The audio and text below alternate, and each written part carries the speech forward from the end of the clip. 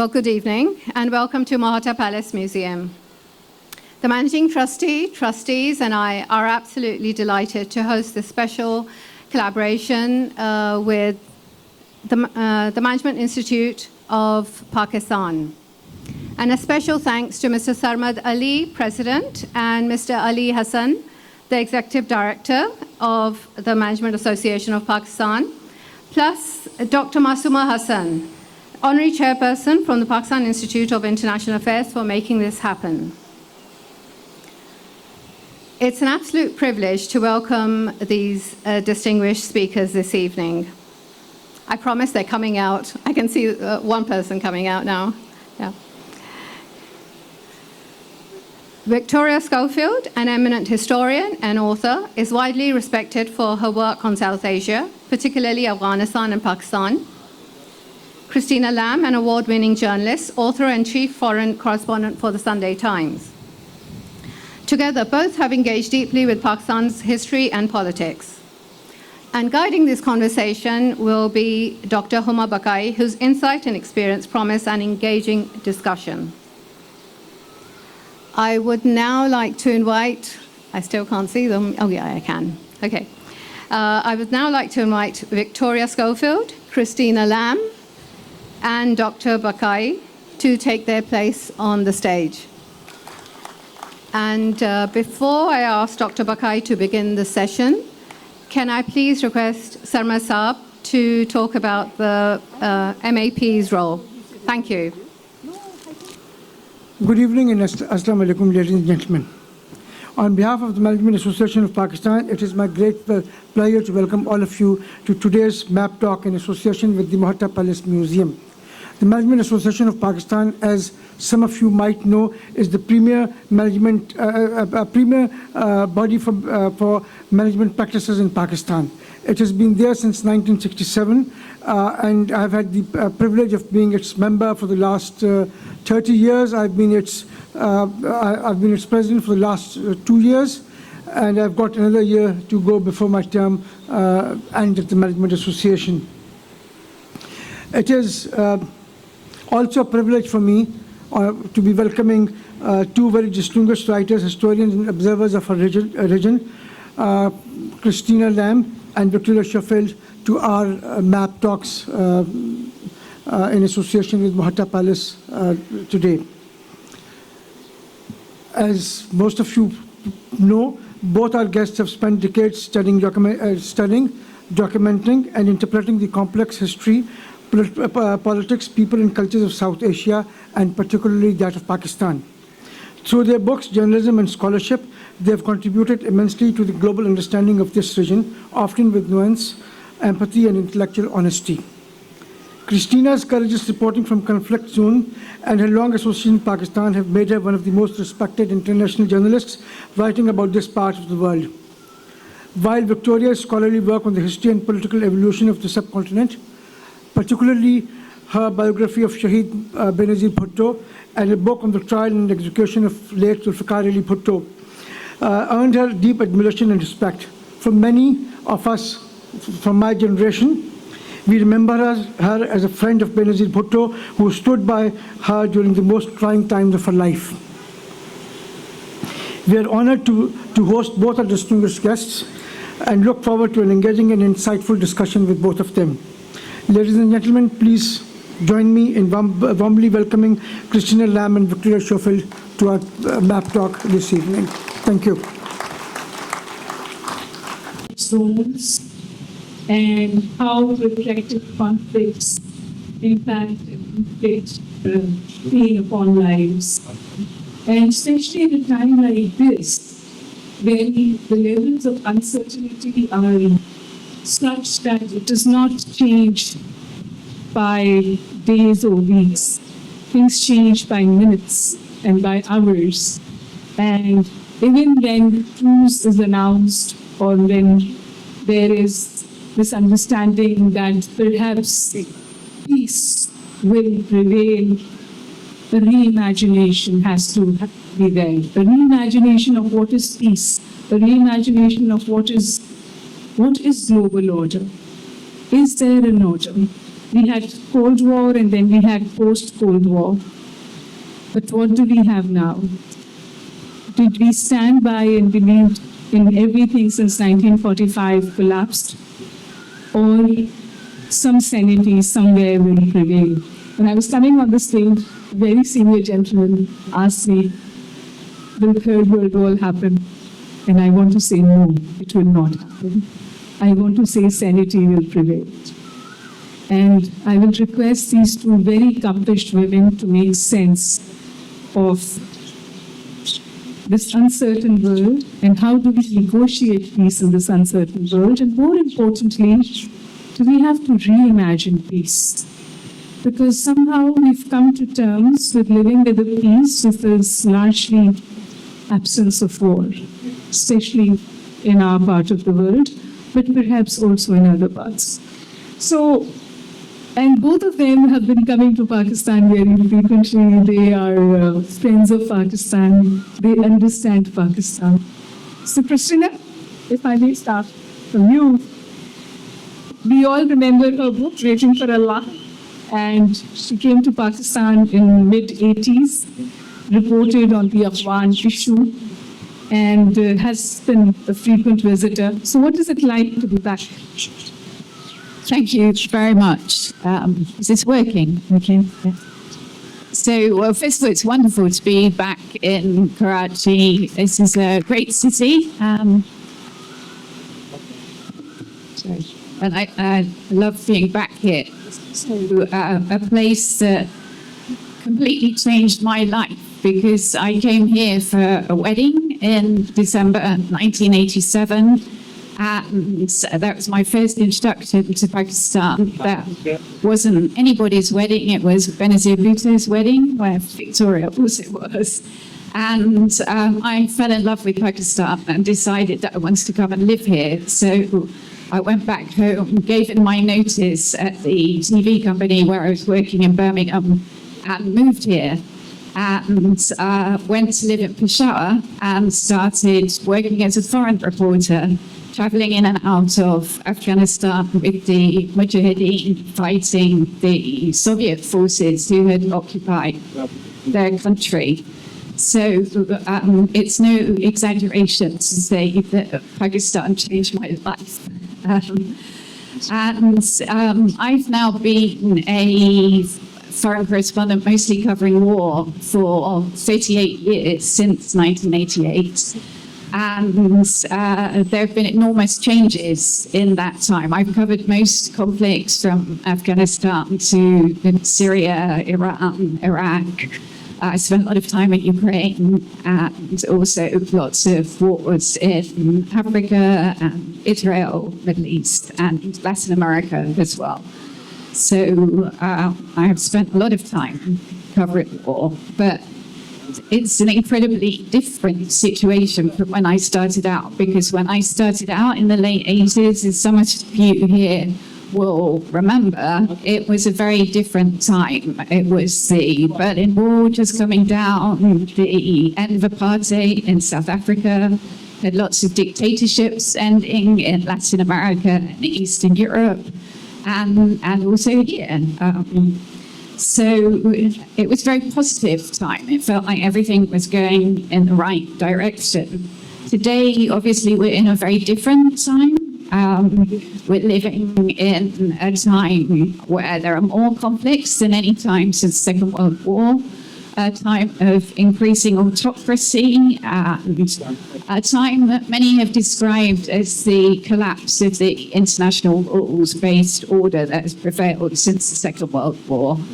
A time of a very unpredictable president in the White House, a man who believes in the use of raw power and who says, I don't need international law, only my own mind can stop me. During the almost 40 years I've been doing this job, I've seen enormous changes, particularly in communications. When I started out going back and forth into Afghanistan, some of you will remember those days when there were no mobile phones, no internet. I used to go to the telex office next to the Holiday Inn in Islamabad to file my copy, or I used to have to call the international operator, which I seem to remember was 123 that you had to dial.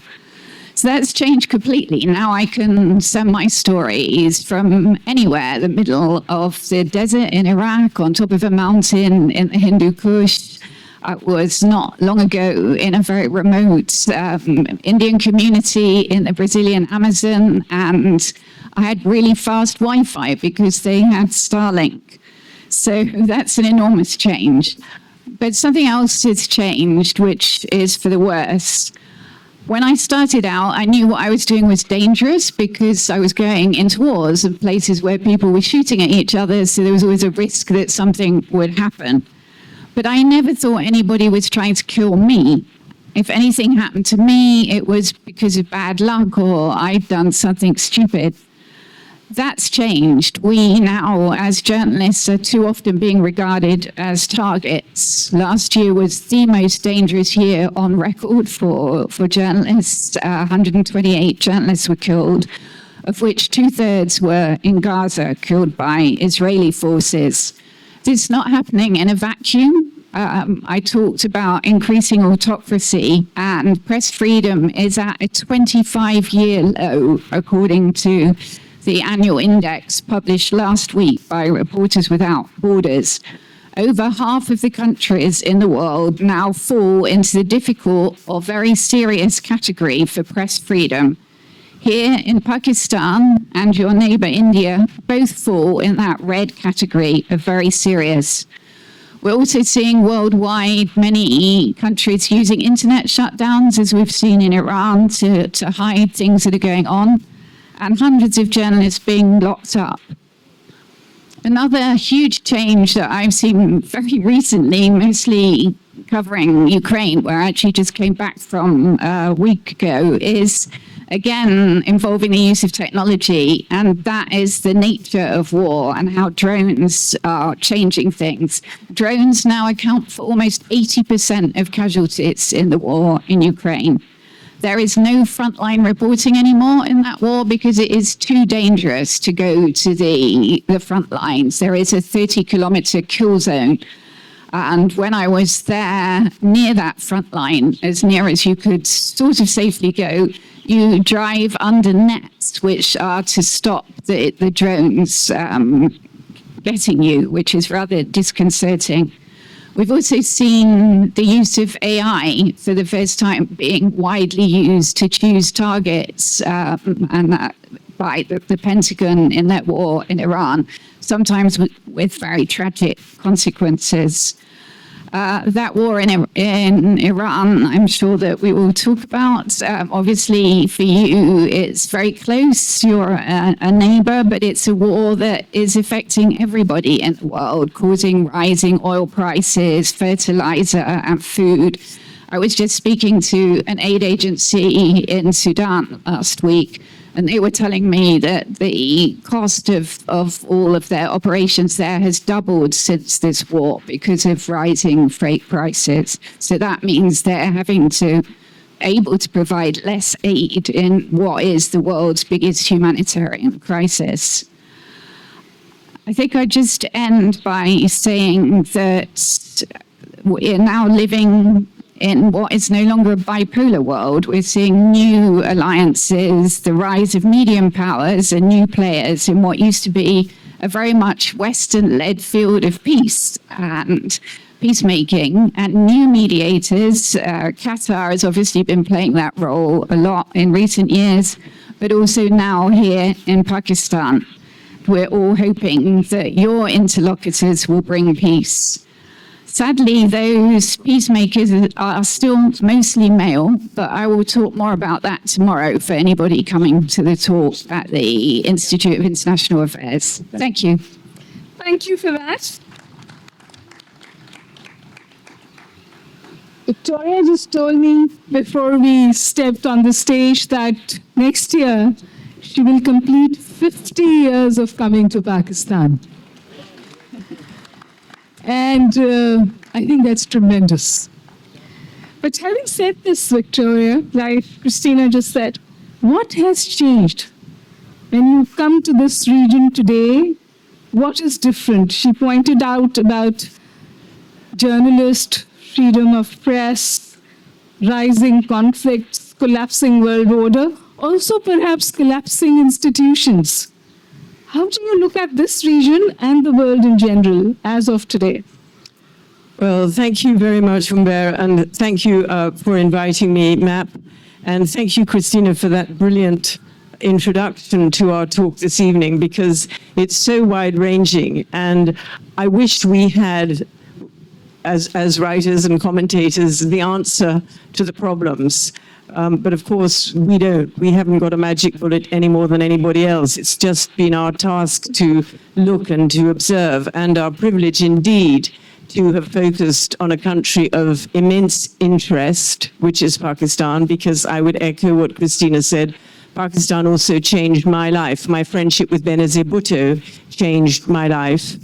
And I'm glad to be informed that that obelisk we are sitting looking at behind us is indeed a tribute to democracy with the twin doves in her honor.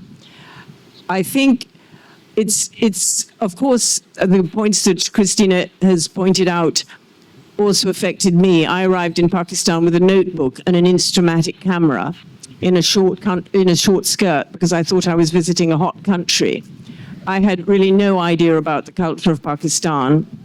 I was straight out of Oxford University, and it was my friendship with Benazir which had propelled me to come to report not so much on a war zone, but on the trial and subsequent, as it turned out to be, execution of Zulfikar Ali Bhutto, my friend's father. And that was about as much as my ambitions were. She was so scared because there wasn't the same communications which we now take for granted, that her father's trial would take place without enough international attention, without enough international media.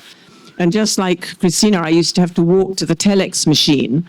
You ask the Gen Zs and the millennials of today, they really don't know what you mean by a telex machine. They might have heard the word. But it was so much part of our daily life that the French AFP correspondent had a dog who he used to call Telex, and you'd hear him coming along to file his copy, and he'd be going, Telex, Telex, as the dog followed on behind. So from that point of view, it was a very different world. I think it was, I won't say it was an easier world, because Pakistan at that stage was under a military dictatorship, which was probably, I think, the worst military dictatorship which Pakistan has endured. It took 11 years. And it lasted for 11 years. And it was at that time when censorship was at its height. Newspapers used to appear with white columns because of text had been blocked out.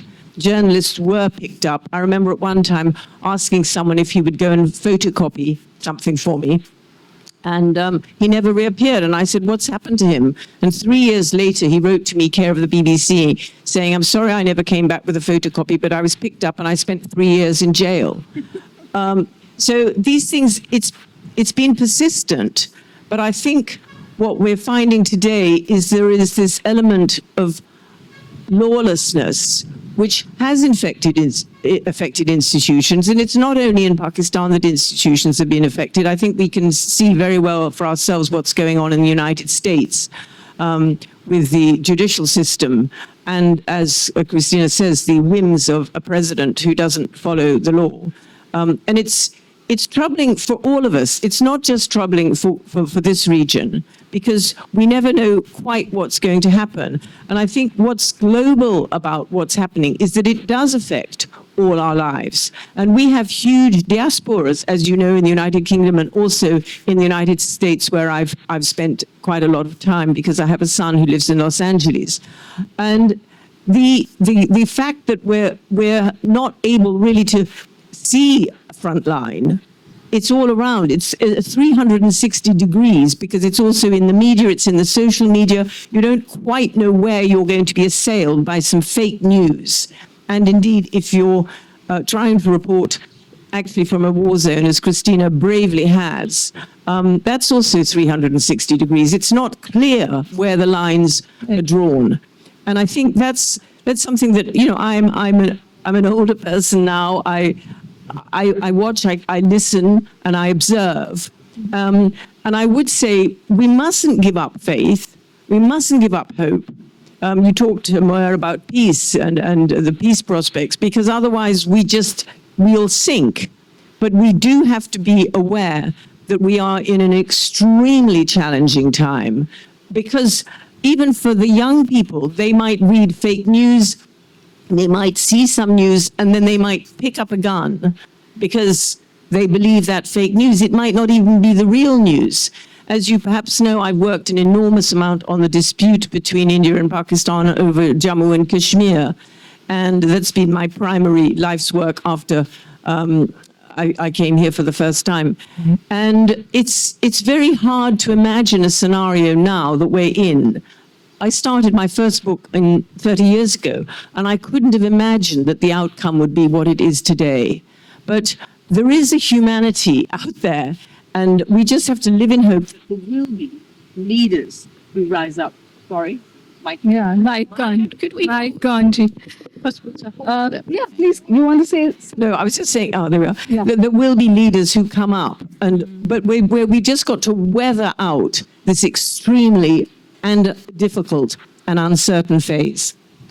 So it brings me back to a question that I would want perhaps Christina to respond to. When the Cold War was coming to an end, apartheid was collapsing, it was nearing its end, there was genuine optimism about liberal democracy, so to say. It had triumphed in some ways. You had a unipolar world, you had United Nations, you had WTO, we were talking about protecting the environment. How, where, what went wrong? How are we here today, where institutions are literally collapsing? In this Iran-Israel-US conflict, the most irrelevant entity is perhaps the United Nations. I'm wondering if I could.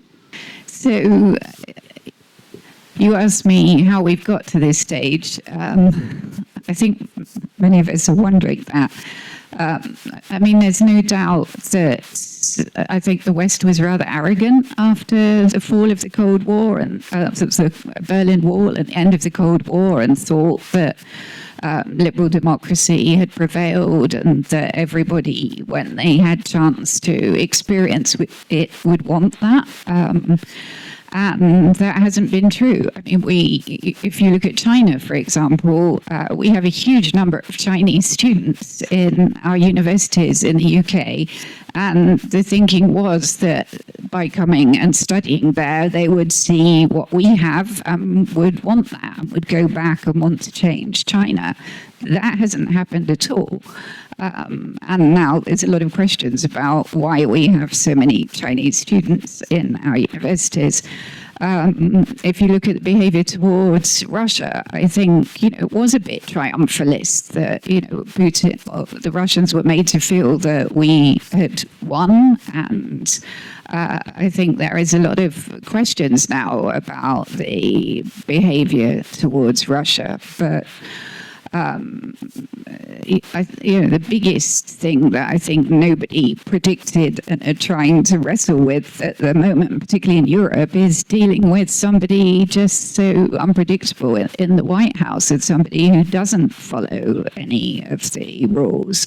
When Trump was elected the first time, and there were a lot of fears about that, he didn't really do much damage because the sort of checks and balances worked.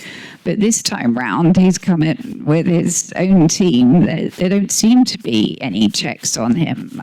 I think one of the most disturbing things for us outside is why nobody, the courts have to stood up to him, but universities, law firms, companies, the tech pros, media organizations, many of them have just given in to him, and above all, the Republican Party. So that's very disturbing, and I think nobody quite knows how to deal with that. Just a subsequent question to that. Just a subsequent question to that, do you think Russia was able to do what it's doing in Ukraine and continues to do that because Israel was allowed to do what it did in Gaza? Well, actually, Russia started doing what it was doing in Ukraine before Israel's war on Gaza. And what I think emboldened Putin was what happened in Afghanistan, because 6 months before he invaded Ukraine, we saw NATO's utter humiliation in Afghanistan. So I think he looked at that and thought that the West would not stand up if he invaded Ukraine. And actually, NATO did stand up. They did hold together and support Ukraine. They could have done a lot more, I think, but they, particularly early on, I was endlessly being told by soldiers on the front line in Ukraine that the West is giving us enough to fight the war, but not enough to win it. And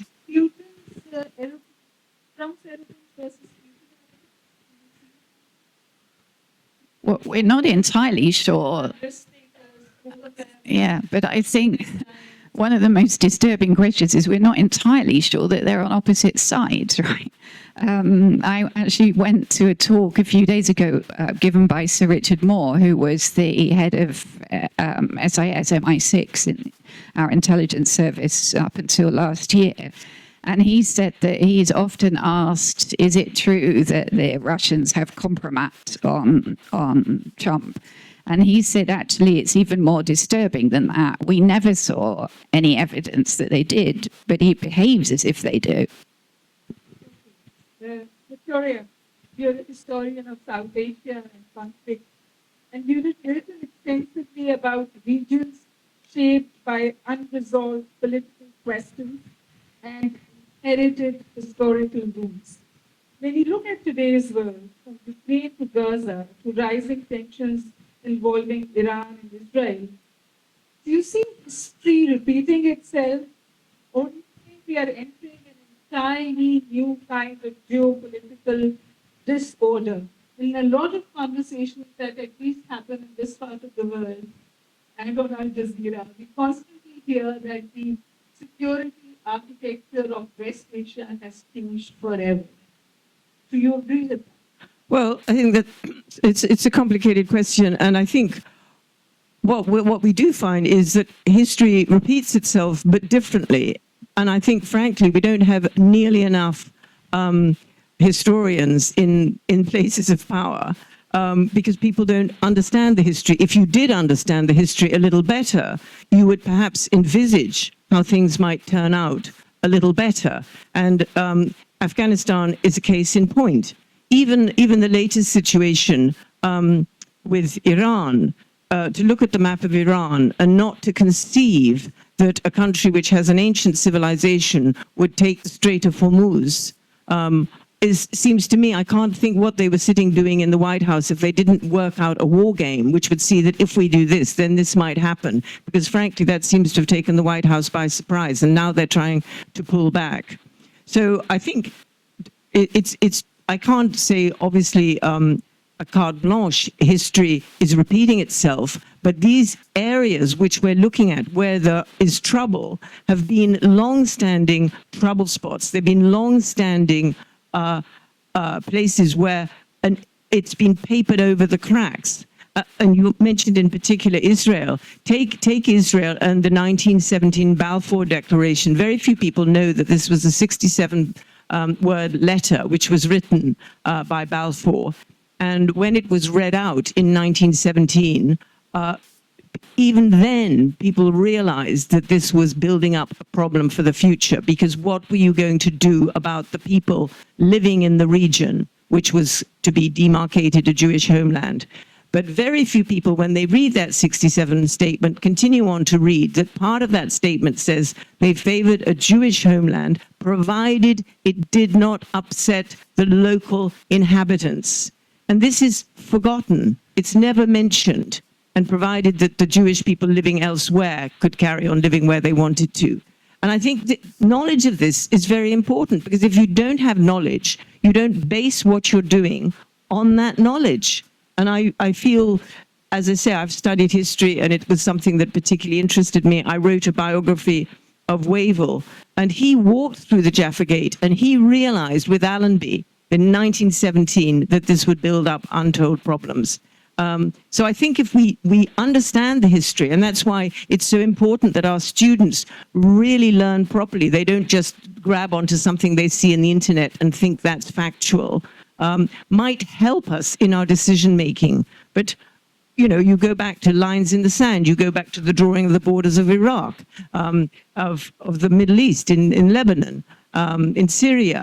You have to understand why they were drawn, what were they drawn, or indeed in Africa, where Christina's reported. I've only traveled and visited there, but you know, why has it got straight lines across? Why do we have trouble there? Because lines were drawn which didn't reflect the actual areas and the populations that lived there.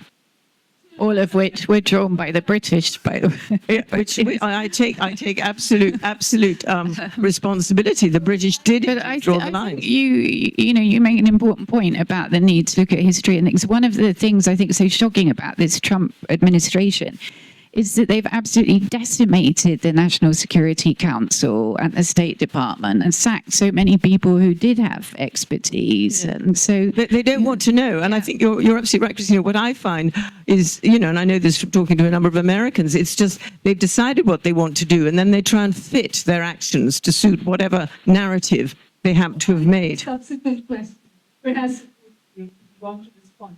So Henry Kissinger in his book, one of his most famous lines is that U.S. goes into wars without an exit strategy. So it wasn't just this time that they didn't imagine Hormuz would be shut down. They didn't imagine Iran would hit back the proxies would get revived. And on they say that Israel and U.S. made something like 7 mistakes when they were going into this war. So why is it this time that it has backfired the way it has? And is it US or is it Trump moment? I don't think it's just this time. I mean, I covered the war in Afghanistan, the war in Iraq, and in Libya. And the problem there, right, in all of those cases, and we saw this again now with what the US did in Venezuela and in Iran, the US has overwhelming military might, right? You cannot fail but to be impressed by, you know, look at that operation in Venezuela. Whatever you think about the rights and wrongs, I happen to think it contravenes international law, but it was very impressive, right? They managed to get in there and take the president and his wife out without anything happening to any of their forces in the middle of the night. The first day of operations in Iran, they, you know, took out the Ayatollah, they took out the head of the IRGC, they took out so many people. So the problem is not so much the military operations, and that's what we saw in Afghanistan, Iraq, and Libya. In all of those cases, they were able quite quickly and effectively, better than this time really, to topple the regimes there, right? They did it within 30 days in one place, 45 in another, I think 60 days in the other. But the problem was they had not thought about what happens next. The problem was the political issue. This time around, they haven't even succeeded militarily, so it's worse. But you know, when they first launched this attack at the end of February in Iran, and said that at that time that they were planning to change the regime. Any of you who know Iran, I've reported from there quite often. There's no way that the regime was just going to collapse like that. And also, I had also covered in January as much as I could because I wasn't there. I was just talking to people on the phone. The horrific massacre on the 8th and 9th of January, in which we still don't even know how many people were killed, estimates a minimum of 30,000 people in just 2 nights with the internet shut down so nobody could see what was happening. So the idea that people would actually respond to some kind of rally from Netanyahu and Trump to come out on the streets again after that had only just happened seemed to me absolutely unbelievable and also quite offensive. So, I mean, I'm going to open this for a Q&A because I'm sure we have some very interesting questions waiting for you. One last question. Don't you think it is the selective application of international law, humanitarian law, human rights by the in the corridors of powers and by the wheelers and dealers of power, so to say, that has actually triggered this collapse, where weaker states are just rejecting it? So Iran built up proxy networks to keep war away from its doorstep, but was also preparing for a war that would eventually come to its doorstep. And also how we talk about human rights and free right of navigation, and we don't even speak about what's happening in Gaza and how children and women... Oh, we do. And we've had some very brave... Okay, so let me rephrase it. The understanding is that somehow the use of international law, so to say, is selective. Do you agree with that? Well, Has it been selective? Has UN been selective? Has veto power been used selectively? I think I'll just say a word and then you can answer. I think a long time ago I wrote an educational book on the UN, and one of the catchphrases was the UN is only as good as its members will want it to be, and I think that holds true. But I would just like to make the point about Gaza, because both in the United States and in Britain, previously in the United States, people just really didn't understand about Palestine. They just, there was a very large Jewish population, and they just understood about Israel. And as I say, they understood the first part of the Balfour Declaration, but not the second. But I was in Los Angeles, and my son lives next door to university, which is miles away. But they're a stand for Palestine, for Palestine. Certainly what's happened is that the whole issue has wakened up on student campuses. And likewise, if you go to the United Kingdom, there are an enormous number of protests in favor of Palestine, partly diaspora, but also sympathetic people. So I don't think one can be as blanket in terms of judgment now with the Gaza. And there have been some extremely brave journalists who've reported, and several of my friends have won awards for their reporting on Gaza.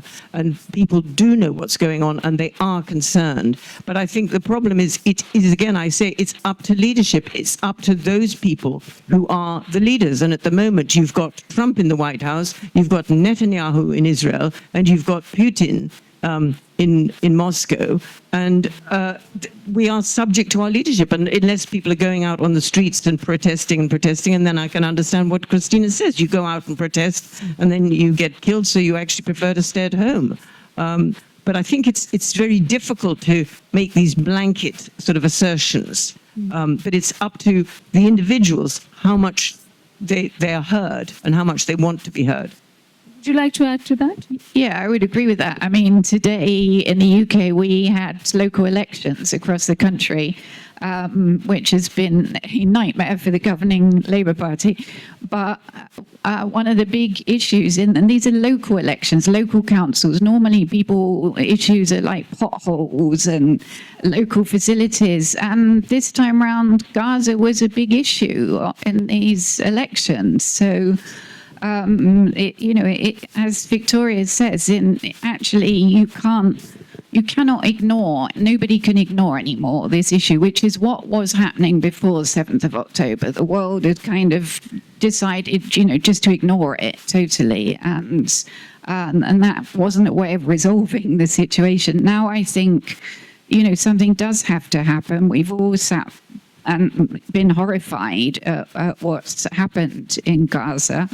But I think you could, in terms of talking about where the world hasn't acted, you should probably go back to 2014 when Putin annexed Crimea and parts of eastern Ukraine, and the West didn't do anything, and Which so could that made also him have think been a he could get signal away. for him to think we won't act when he goes into Ukraine. Has the Western consensus, so to say, fractured because of Trump, or the way things have shaped up, the way he's been making comments about NATO, in some ways has abandoned NATO?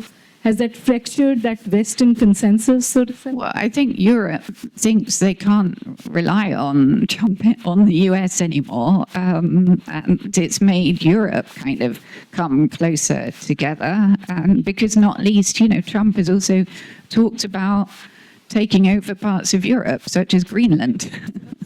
Surrounded by Lego in a cartoon that I saw. Did you see that? The Danes are not having any of that.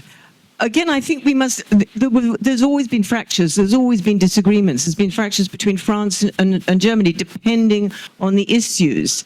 But I think what we're seeing the end of is this comfort that people in Europe felt that the US would act in agreement and wouldn't go off at a tangent.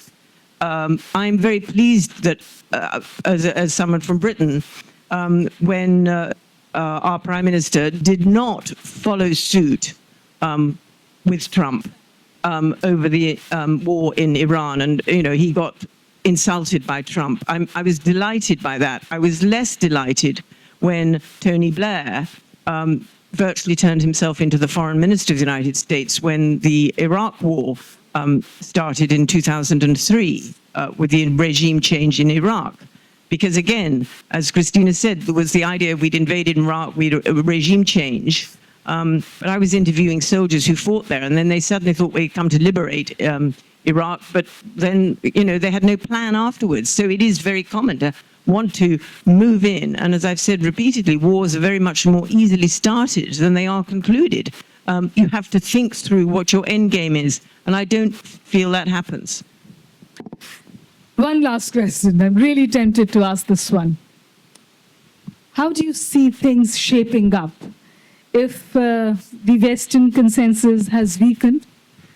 So to say, the security architecture of West Asia is changing.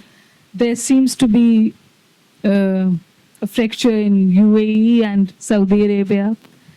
How do you see this shaping up? Are we looking at a new world that is shaping up, or somehow, order will return?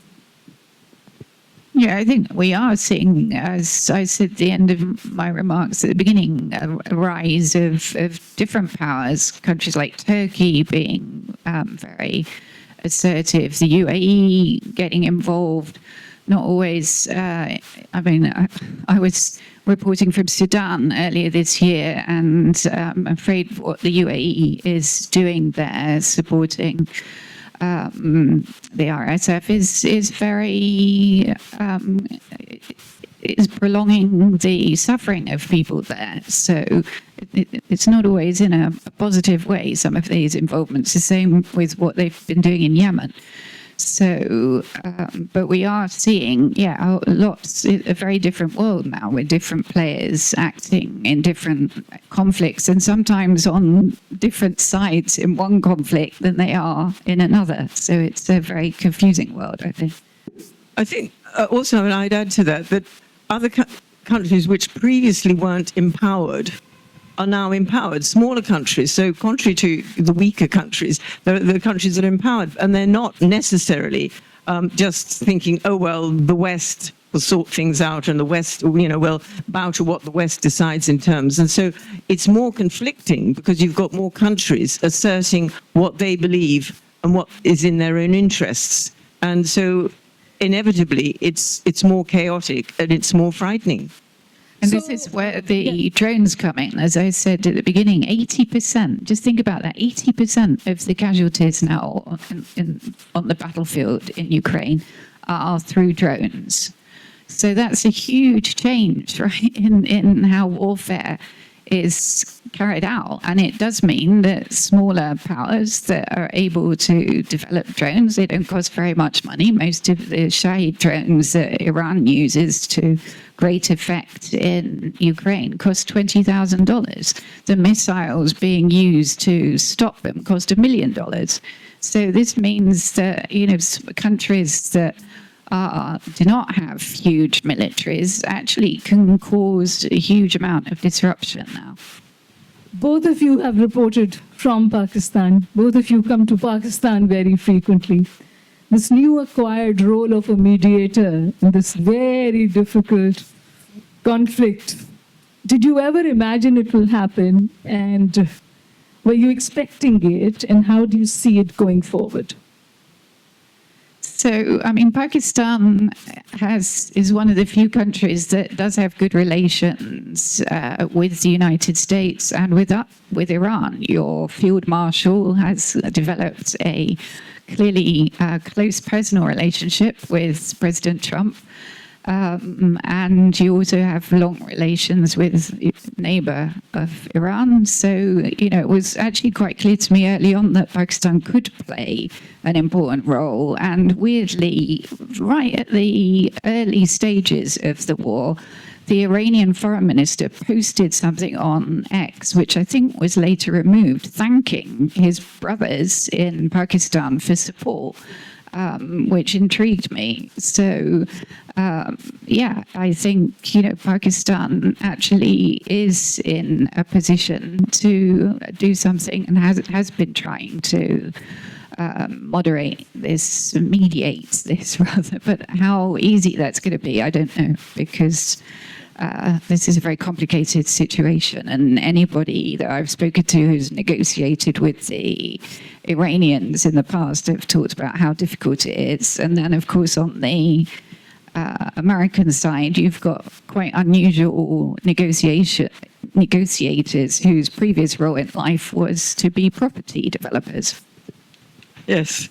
Well, it didn't surprise me either because... Yes, well, I'll just comment, because it didn't surprise me because Pakistan is well placed, as Christina says, to be a negotiator and a mediator, and also because Pakistan itself as a country has not been opposed to mediation. And as if you go back to the Kashmir dispute, they have always been wanting a mediator to mediate with the Jammu Kashmir dispute with India. And so it doesn't surprise me that in a way they've stood up to perform that role themselves in another, of course, totally different scenario, and also given the relationships with both Iran and indeed with the United States. But whether it's successful will ultimately depend upon the two protagonists. And I think that's where the difficult aspect lies, because it means either Iran or the United States giving an element away, an element of compromise. And if Pakistan is able to finesse that, all to the good. But I'm at the moment waiting and watching. Waiting and watching. We will open the floor for Q&A now. Ladies and gentlemen, it can't be a long comment. It has to be a short question. Otherwise, with all due respect, I'll have to cut you short. Thank you very much. Please also introduce yourself. Yeah. My name is Dr. Zafar Zaidi. I have just a question. You've talked about war. What about genocide, and why is it being accepted by the West? I think we got a response to that question, that we're talking about it, and it's how UN is being led by whom. Okay.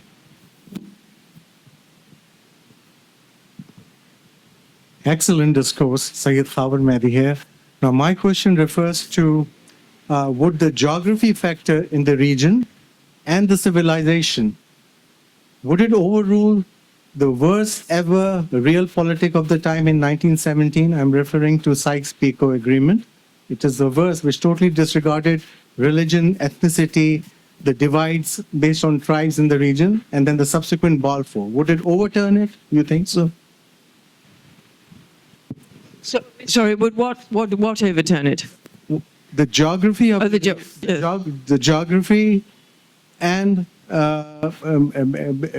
basically the civilization. Civilization. The civilization. We've been talking about civilization in the region, Iran, even Najd and Saudi Arabia, their civilization. Yemen is a civilization. Would the civilization factor and geography overrule and overturn Real the politics. cartography and the lines drawn by the empire at the time? Well, I mean, as you were, Sykes-Picot wasn't what created the state of Israel. It wasn't the Sykes-Picot Agreement.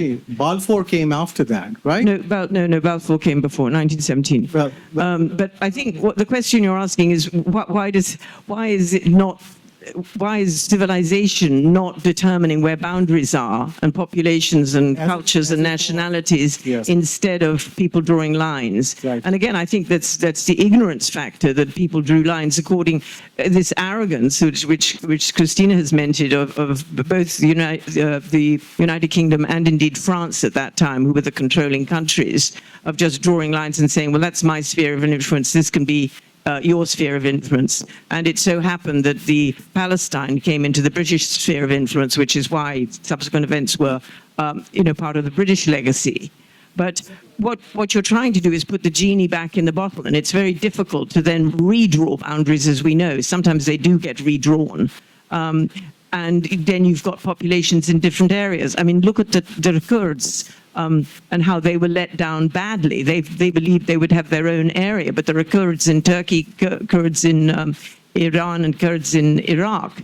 And you've had that technically. I mean, if you're looking at the map, and this is where T. Lawrence became so disillusioned with the whole peacemaking process at the Treaty of Versailles, because he promised these Arab leaders that they would have their, quotes, independence.